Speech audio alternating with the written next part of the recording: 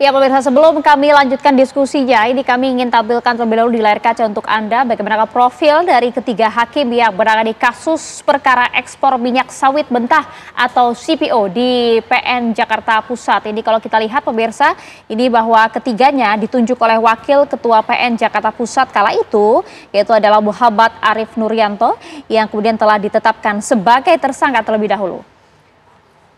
Dan ini kalau kita lihat pemirsa, ini merupakan karir yang cukup panjang kalau kita lihat mulai dari kemudian memimpin Ketua Pengadilan Negeri di Tebing Tinggi, kemudian Purwokerto, Samarinda, Pekanbaru, bahkan hingga di Jakarta Pusat dan juga di Jakarta Selatan selama 2 tahun terakhir ini.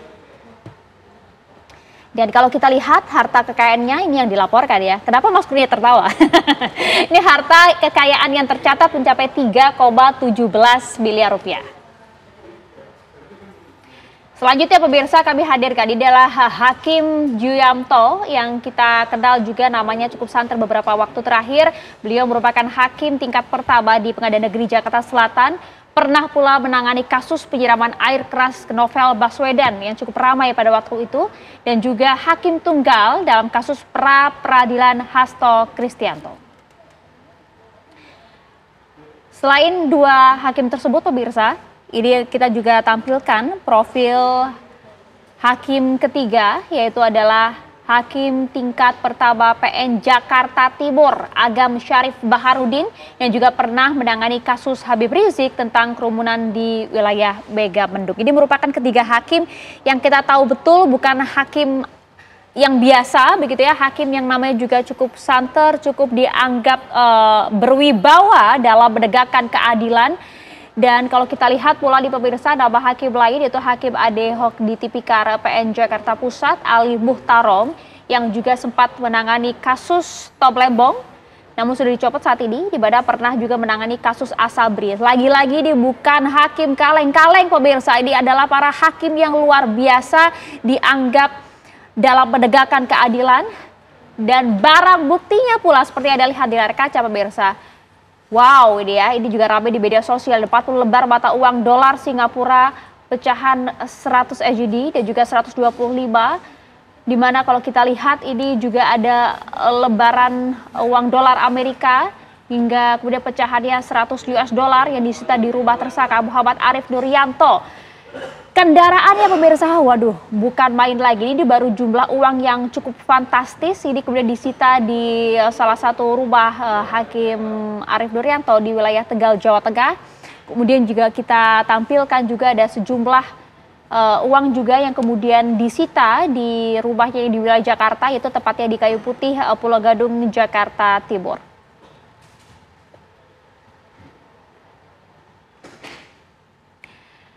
Dan ini yang kemudian sempat ramai kemarin di mana turut disita oleh Kejagung ada 3 unit mobil yaitu 1 Toyota Land Cruiser, kemudian 2 Land Rover, ada 21 unit sepeda motor yang bukan sepeda motor biasa tapi ada sepeda motor eksklusif pemirsa, dan juga ada 7 unit sepeda yang juga disita di rumah tersangka AR di wilayah Pulau Gadung, Jakarta Timur. Anda bisa bayangkan kemudian untuk sekelas hakim yang tadi hartanya berapa Mas Kurnia? 3,17 miliar. 3,17 miliar katanya ya Mas ya.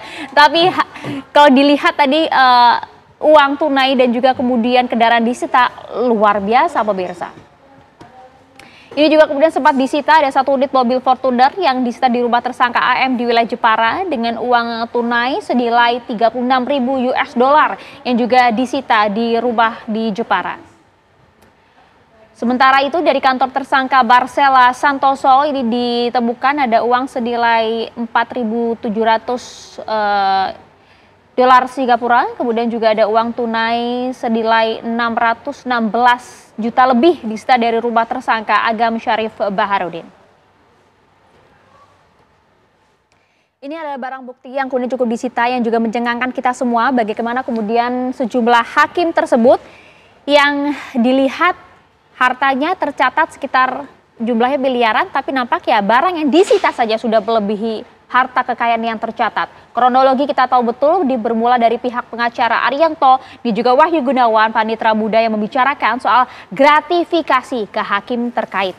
di mana Arianto menyampaikan ke rekannya, Marcella, bahwa kemudian MS menyampaikan ke Muhammad Syafei bahwa WG bisa membantu pengurusan tersebut, perkara minyak goreng. Arianto, Wahyu Gunawan, dan Hakim Muhammad Arif Nurianto kemudian bertemu di rumah makan seafood di wilayah Kelapa Gading, di mana Muhammad Arif Nurianto meminta menaikkan tawaran dari 20 miliar menjadi 60 miliar rupiah. Di mana Muhammad Arif Nurianto kemudian menyampaikannya, di mana Muhammad Syafei dari pihak korporasi Wilbar Group kemudian mengiyakan hal tersebut. Uang akan diserahkan dalam bentuk mata uang dolar Amerika dan dolar Singapura. Sebegitu mudahnya ya menyerahkan uang, jumlahnya gak kaleng-kaleng gitu, 60 miliar rupiah. Tarifnya luar biasa tinggi, di mana M. Syafei ini pemirsa menghubungi Arianto kemudian untuk mengantar uang tersebut ke rumah Wahyu Gunawan, panitera muda di klaster Ebony di Cilincing, Jakarta Utara. Penyerahan uang tersebut pun senilai 50.000 dolar Singapura. Arif menunjuk 3 majelis hakim untuk menangani perkara tersebut yang terdiri dari Juyamto, kemudian Agam Syarif Baharudin sebagai anggota dan Ali Mutarom sebagai hakim ad hoc. Setelah surat penetapan sidang terbit, Arif memanggil Juyamto dan Agam untuk memberikan uang dalam bentuk dolar. Ini kemudian diatur sedemikian rupa, beberapa waktu setelahnya Arif kemudian kembali menyerahkan uang dalam bentuk dolar kepada Juyamto yang bisa dikonversi ke rupiah, nilainya bahkan mencapai 18 miliar rupiah yang diberikan kepada satu orang, Juyamto, dan kemudian untuk Agam ini sebesar 4,5 miliar rupiah dan untuk Ali Muhtarom sebesar 5 miliar rupiah. Anda bisa bayangkan berapa yang diterima oleh setiap orang tersebut. Ini baru satu kasus loh ini loh. Ini baru satu kasus pemirsa. Ketika ketiga hakim mengetahui tujuan dari penerimaan uang Agam agar perkara diputus onslak, dan hal ini menjadi nyata ketika tanggal 19 Maret perkara korporasi minyak goreng diputus onslak oleh majelis hakim. Jelas sekali kalau kita lihat dari kronologi bagaimana kemudian ada permintaan tambahan tarif di sana, godaan yang begitu besar nampaknya sebagai hakim Pak Maru. Ini juga Anda rasakan tidak beberapa waktu pada saat Anda menjabat? Ya, kalau kita di Mahkamah Konstitusi tekanan seperti itu hampir tidak ada lah ya, meskipun ada beberapa kasus yang tampaknya misalnya Pak Akil tertangkap, juga Pak Patrialis dan lain sebagainya yang ada kaitan dengan masalah-masalah individual seperti pilkada dan lain sebagainya, itu ya sama dengan perkara-perkara ya hampir yang dihadapi oleh pengadilan negeri. Tetapi yang menjadi persoalan sekarang nampak bahwa pembinaan yang dilakukan itu seolah-olah terhenti pada waktu ketika seorang hakim itu dinilai, yang saya lihat dari datanya Ketua Pengadilan Selatan yang dikatakan dia merupakan hakim teladan, role model dengan seluruh unsur-unsur yang sudah dipertimbangkan. Role model Pak Maru? Role model yang dikatakan itu. Dan ternyata akhirnya dia yang juga menerima dan menjerumuskan hakim-hakim anggotanya. Jadi banyak faktor yang harus ditata ini. Oleh sebab itu saya menyerukan sebenarnya berhenti dululah ini proses peradilan, terutama di Mahkamah Agung. Kita menilai dulu apa yang salah. Yang salah ini juga adalah ada konsep yang dikatakan bahwa independensi hakim dan imparsialitasnya itu seolah-olah merupakan satu tameng atau benteng dengan mana mereka tidak boleh dilihat. Padahal sesungguhnya tanpa menembus independensi itu dengan monitoring, evaluasi, pembinaan secara terus-menerus, kemudian melakukan pengawasan dalam bentuk segala bentuk termasuk dengan mystery shopping yang terkenal itu di negara-negara maju, itu harus bisa kita lakukan sehingga kita bisa melihat dari waktu ke waktu perubahan hakim itu. Apalagi kita mengenal juga kultur di kalangan hakim secara internal itu, independensi hakim itu hanya kalau secara internal agak lemah karena budaya yang ditimbulkan bahwa seorang ketua itu sepertinya memiliki keistimewaan lebih, sehingga Anda perhatikan tadi ya bahkan ketua yang memberi uang kepada anggota kan, dan itu adalah merupakan indikator bahwa independensi hakim itu terhadap pimpinannya tidak ada. Dan ini merupakan salah satu yang harus dievaluasi. Kultur demokratisasi di kalangan hakim harus ditumbuhkan dan merupakan suatu hal yang tidak boleh kita lepaskan bahwa sekali dilakukan akan berhenti. Tapi ini kontinu terus menerus. Kalau kita lihat kronologi tadi kan cukup miris saya Pak bahkan membacanya begitu ya, bahwa sebegitu mudahnya kah kemudian sistem peradilan kita, keadilan negeri ini bisa dijual belikan, bahkan diatur sedemikian rupa tarifnya, bahkan dinaikkan begitu 3 kali lipat, Pak. 60 miliar rupiah bukan angka yang sedikit, Mas Kurnia. Ya, benar sekali. Bahkan kalau kita cermati dari video TV One tadi, misalnya kalau kita bandingkan, gaji seorang hakim itu bisa diakses oleh seluruh masyarakat Indonesia. Maka ketika diletakkan di sana 3 miliar rupiah, mari kita bandingkan dengan harta, kendaraan, motor, mobil yang ada di kediamannya. Apakah kendaraan-kendaraan itu mencerminkan gaji misalnya puluhan juta rupiah setiap bulan yang dia terima? Maka dari itu penting bagi Kejaksaan Agung untuk semakin mengembangkan perkara ini, terutama untuk melihat apakah ada potensi perkara lain yang dibancaki oleh para majelis hakim ini. Apakah sekedar penerimaan terkait dengan minyak goreng? Misalnya ketika uang sudah ditemukan 60 miliar rupiah dan suap minyak goreng itu sejumlah 60 miliar rupiah, maka pertanyaannya adalah, oh berarti mobil dan motor ini terkait dengan perkara apa? Maka dari itu penting untuk dibawa ke persidangan, dilakukan mekanisme pembalikan beban pembuktian atau pembuktian terbalik. Nanti terdakwa dibebankan kewajiban untuk membuktikan bahwa barang-barang ini bukan diperoleh dari kejahatan. Kalau tidak bisa dijelaskan, maka barang-barang itu dirampas untuk negara. Namun sebelum pembuktian terbalik, penting bagi Kejaksaan Agung untuk menelusuri, untuk mengecek perkara-perkara apa yang sebelumnya pernah disidangkan. Misalnya Mbak Maria, tadi di video TV One ada perkara yang menjadi perhatian masyarakat karena vonisnya ganjil. Ada seorang hakim yang menyidangkan penyiraman air keras Mas Novel Baswedan.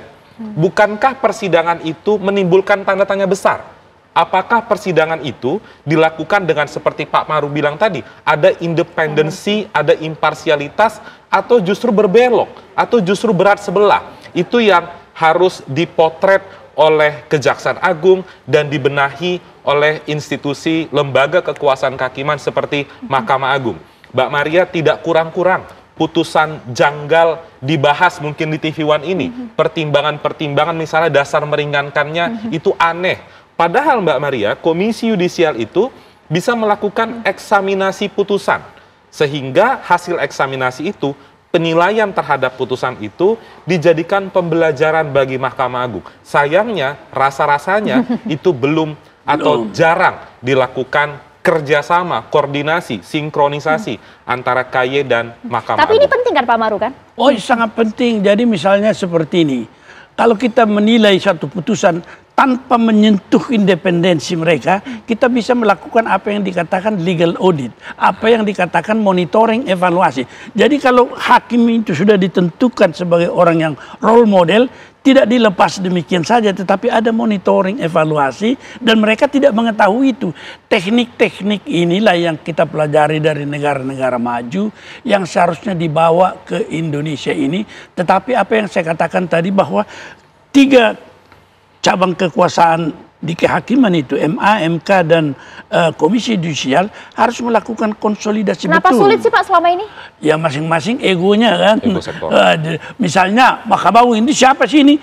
Dia belum mengakui betul itu sampai sekarang Komisi Yudisial. Oleh karena itu kalau saya psikologis mengatakan bahwa ketua KY itu harus diangkat ex officio ketua Mahkamah Agung atau ketua Mahkamah Konstitusi, sehingga hakim-hakim ya tidak bisa mempersoalkan kalau misalnya dia diperiksa tidak bisa menolak.